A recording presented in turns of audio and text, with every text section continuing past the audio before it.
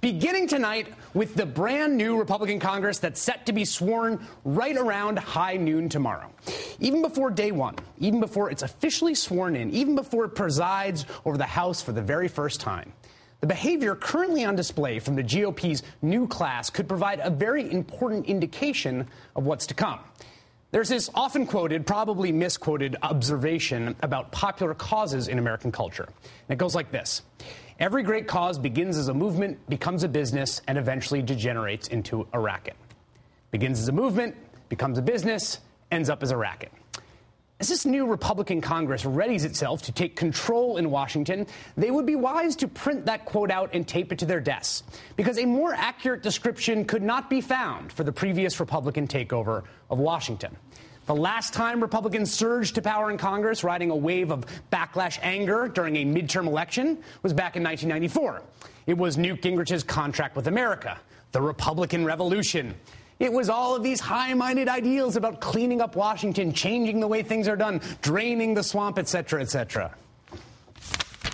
I will stand there as the representative of a relatively poor family, and that I'll stand there as representative of just thousands of everyday, decent, hard-working, patriotic Americans who simply want their government to be as good as they want their children to be.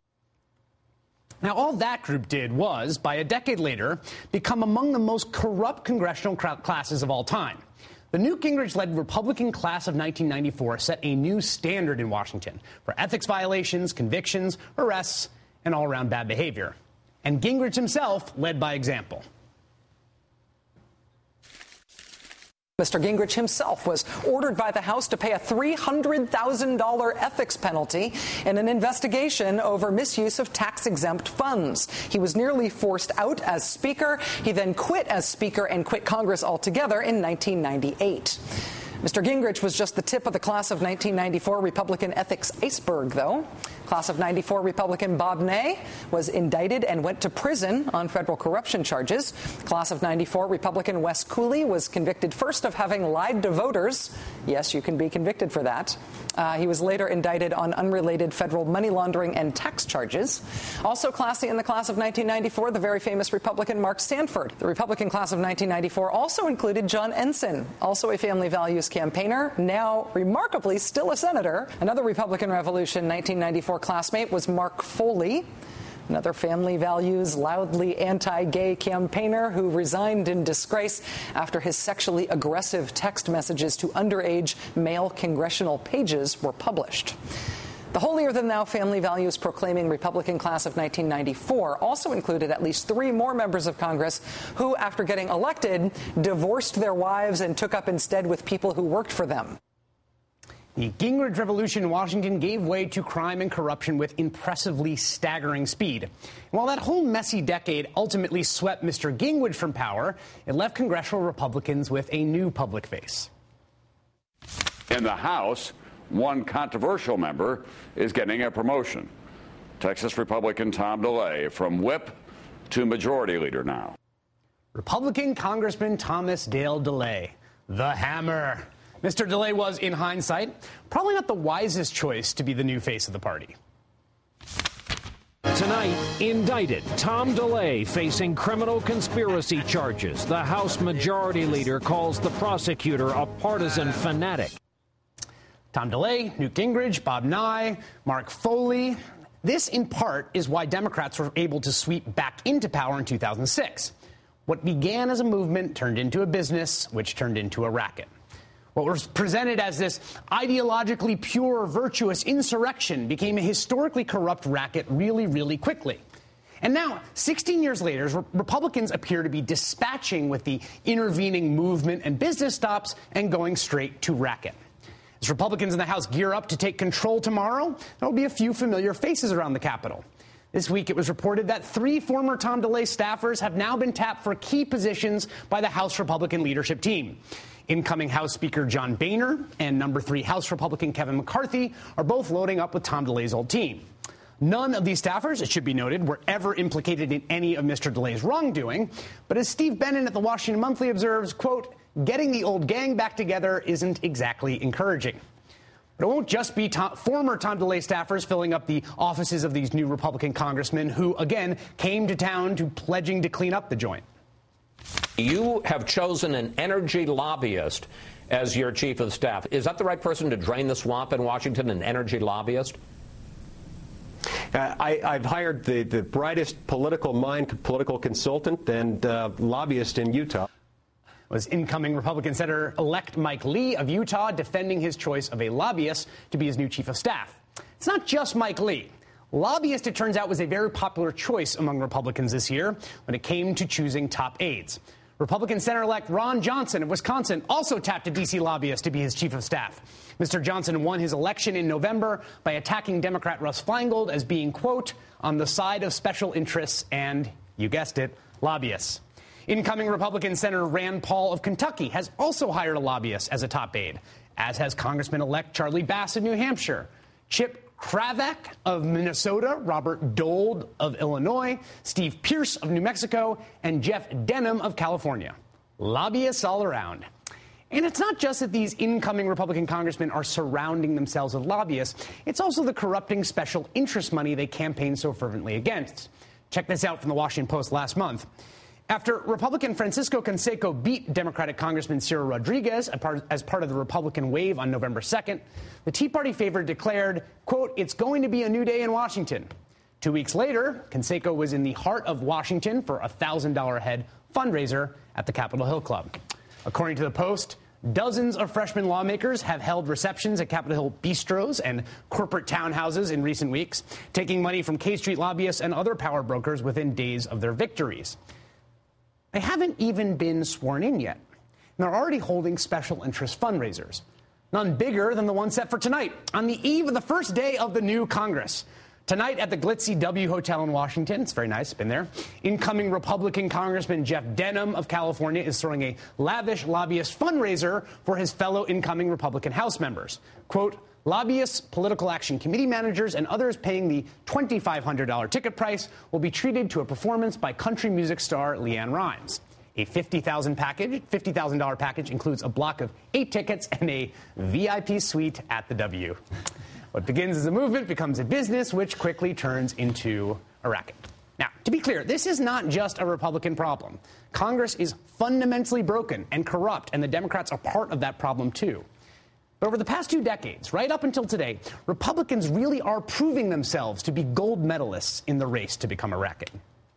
Joining us now is Thomas Frank, columnist for Harper's Magazine, author of the book The Wrecking Crew, How Conservatives Rule. Thomas, how are you? I'm good. Yourself, Chris? I'm good. Okay, so what do you think of this thesis about that quote that, you know, the arc of the 94 Gingrich Revolution sort of being replayed? I disagree with all that. I mean, I remember exactly where I was when I was living in Chicago at the time when they came in 94 and 95 and all this stuff about the idealistic freshman. That was the meme in the mass media at the time, the idealistic freshman. They're so idealistic. I don't know if you know about this, Chris, but they had great idealists. and it's not like it took a really long time for them to come in and sell out. They are sold out already. Remember, they believe salesmanship is a virtue. These are people who think that the market is something holy and that government is a criminal enterprise. Okay, we're not just talking about, I grew up around Republicans. There's a lot of good Republicans in America. We're talking about true believers in a very strange, pretty right-wing doctrine, ideologues. And the lesson that the Wrecking Crew is largely about Jack Abramoff's career. And he was really one of this group, although he wasn't a member of Congress. He came to Washington with the freshmen, the idealistic freshmen, in 1994 and stayed here until they went and helped bring them down. But the lesson that I kept trying to hammer away at in the Wrecking Crew is that in this conservative world, in the world of conservative D.C., you can be an idealist and a boodler at the same time. They don't contradict each other. Tom, that's the first time boodler has been said on cable news. I assure you that. I'm a 19th century man. So what you're saying is the racket is the cause. The cause and the racket are one and the same. Conservatism in this town, anyways. Look, you go back to a place like Wichita or Kansas City, where I'm from, and conservatism can be something very idealistic and often something very noble. Okay, here in Washington D.C., it is an industry. People don't go into it because they really believe in it. I mean, that's helpful, of course. Right. But it is a lucrative career option. And conservatives themselves say this all the time. Okay, so I want to ask you this question because I know that if I were a conservative watching this, and there's a guy named Tim Carney who I really respect. He writes about these issues a lot. From the other side, he's a conservative, and he says, look, the Democrats the same way. Nancy Pelosi, she's having fundraisers at pharma.